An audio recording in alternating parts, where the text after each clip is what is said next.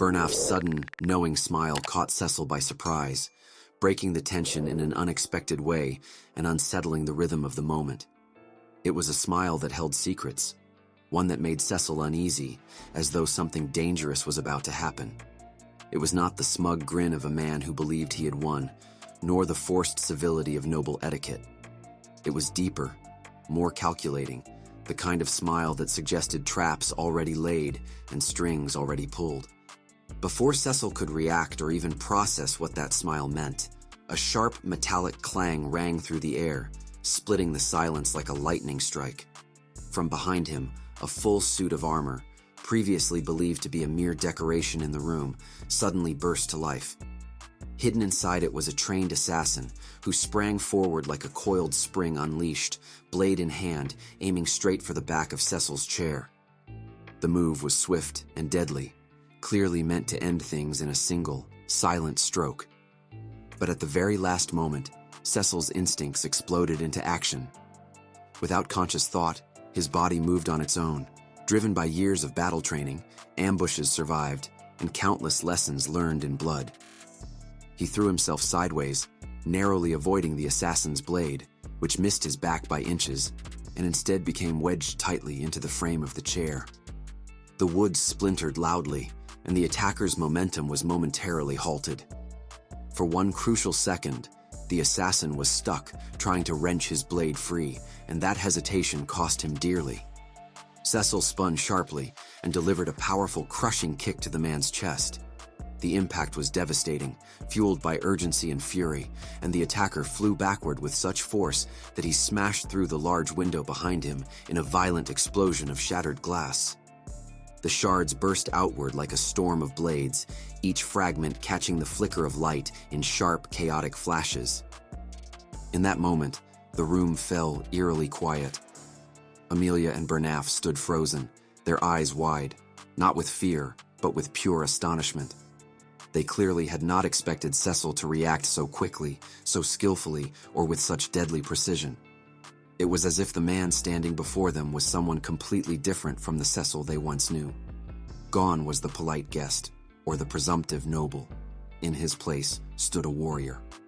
Turning to face them, Cecil's voice rang out clearly, dripping with venom, sarcasm, and cold anger.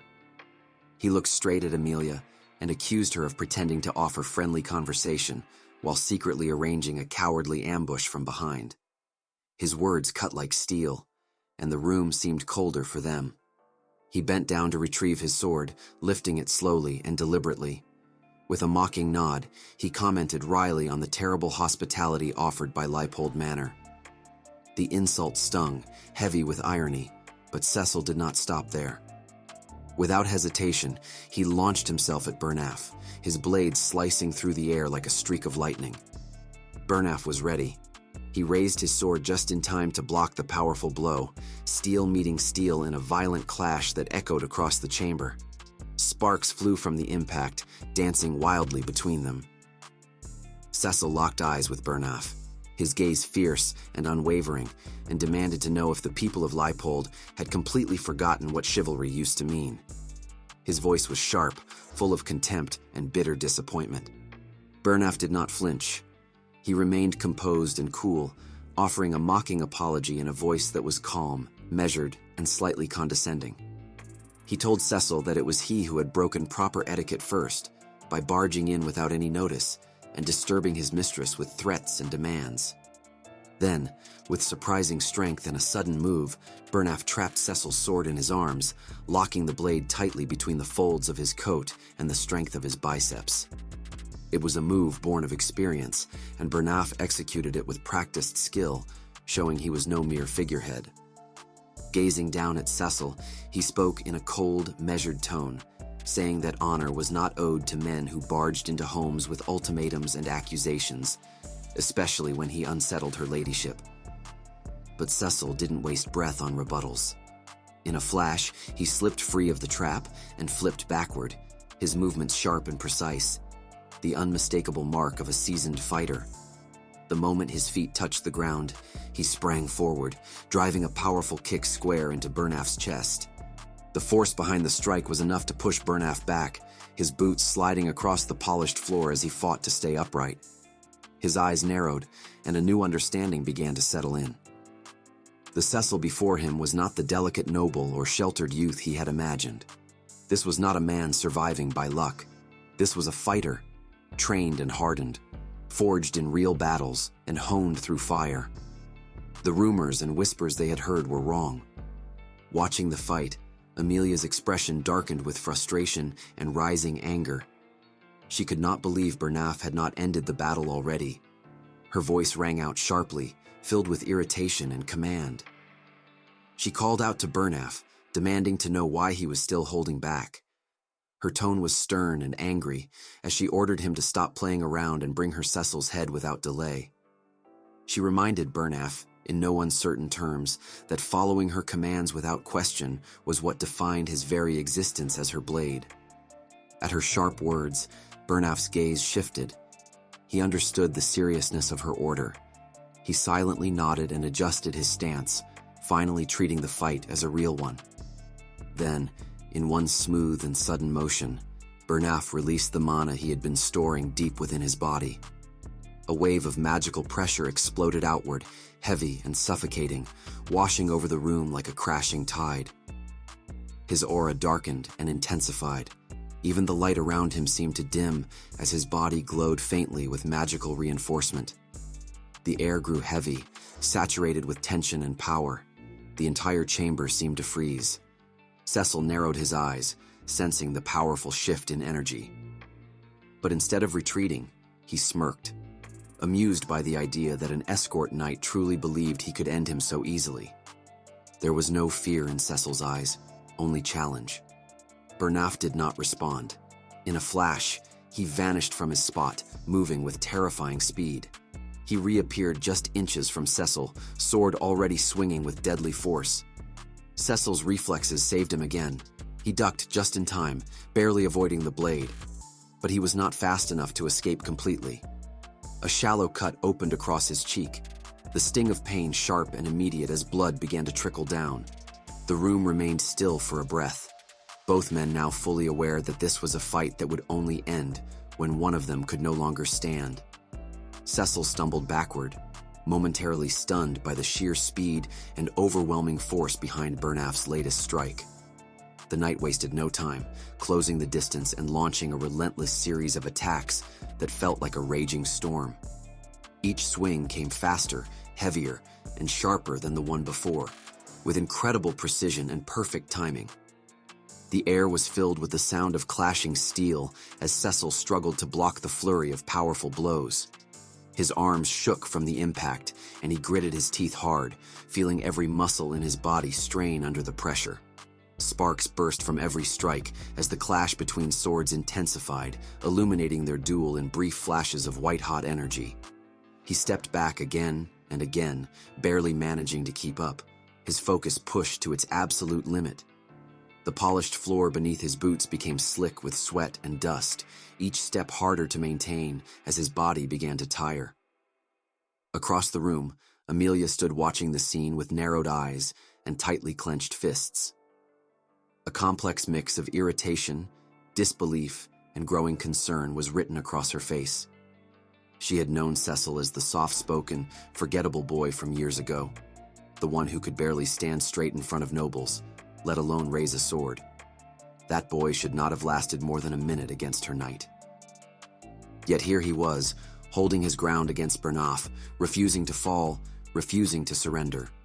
But despite the unexpected resistance, she still believed in Bernaf's unmatched skill. She reminded herself that Bernaf had seen wars, that he had defeated enemies far more dangerous than Cecil could ever be. Yet something gnawed at her, a small creeping doubt she refused to name. Cecil, however, wasn't done.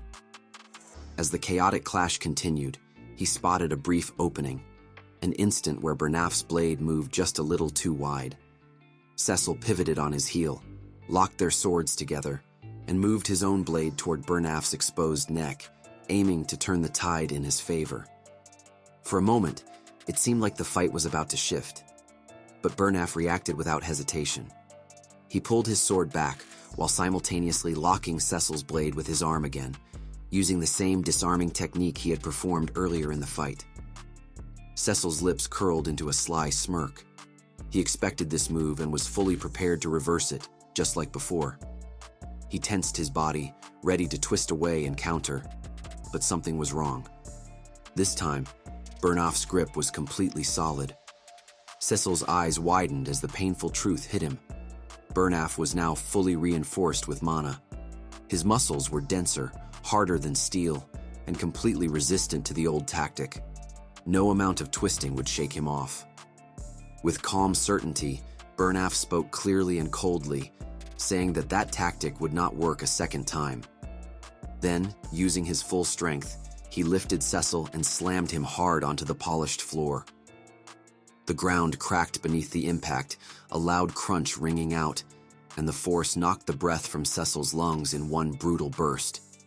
For a few agonizing seconds, Cecil could not move, his lungs burning for air.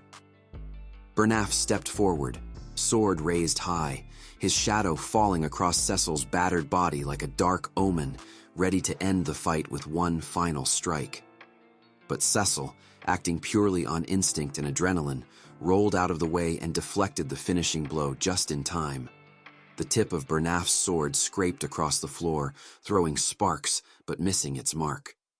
Cecil jumped back to his feet, breathing heavily, putting distance between them. His balance was unsteady, his legs trembling, but his eyes remained locked on his opponent. Both men now stood facing each other again, battered and bruised, each watching the other with wary eyes. Cecil's body ached all over. The weight of Bernhoft's skill, his years of discipline and unbreakable form, became clearer with every moment. Each of Bernhoft's attacks wasn't random. They were designed to kill or disable with ruthless efficiency. Cecil knew he was outmatched in close quarters. Bernhoft's longer reach, perfect footwork, and mastery of timing made it almost impossible for Cecil to control the rhythm or pace of the battle. It was like trying to wrestle a river, unforgiving and constantly shifting. Still, Cecil wasn't ready to give up. He wasn't out of tricks yet. He raised his left hand and revealed something subtle, something that looked almost invisible. Wrapped around his wrist was a faint mana thread, so thin and transparent that it shimmered only slightly in the light. Cecil stated that time was running out. His eyes locked onto Bernhoft's, his voice calm but urgent. Then, with a swift tug, he snapped the thread. The reaction was immediate. Bernhoft's eyes flickered with confusion, clearly unsure what Cecil had just done. He paused for only a moment, but that one heartbeat of hesitation was enough. Cecil lunged forward with lightning speed and struck Bernhoft in the back of the head with the hilt of his sword. The impact threw the knight off balance, and before he could recover, Cecil followed up with a powerful knee to the face. The blow was brutal, snapping Bernhoft's head backward violently. Disoriented, the knight staggered, blinking rapidly in confusion. His mind raced, struggling to understand how Cecil had reversed the fight so suddenly, using a position that seemed so vulnerable. Amelia cried out Bernhoft's name, her voice filled with both alarm and anger. But Cecil didn't stop. He stepped forward again, blade raised, ready to strike another blow.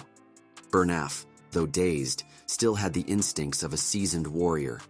He lifted his sword just in time to block the attack. The clash sent shockwaves through both their arms, and Bernhoft retaliated immediately with a strong counterstrike that pushed Cecil backward across the room. Now, the two fighters stood apart once more, their breathing ragged and heavy. Their clothes were torn, soaked in sweat, and streaked with blood.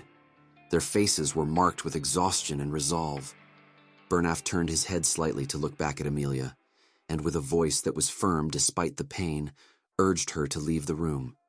He told her calmly that he could no longer guarantee her safety if she stayed. Amelia hesitated for a moment, surprised by the seriousness in his tone, caught off guard by the rare vulnerability in Bernhoft's expression. Then Bernhoft turned back to Cecil, his expression fierce and unwavering. With eyes burning with determination, he stated firmly that he would now fight with everything he had. He was done holding back. No more measured counters, no more testing strength. This would be full force, no restraint. Cecil exhaled slowly, that familiar crooked grin returning to his bruised face. He wiped the blood from his lip, nodded once, and replied in a low, steady voice that was what he had been waiting for, adding that it had been far too long since he had experienced this much fun. His voice, hoarse but vibrant, carried an energy that made the room feel charged. And in that moment, both men knew that the real battle was only just beginning.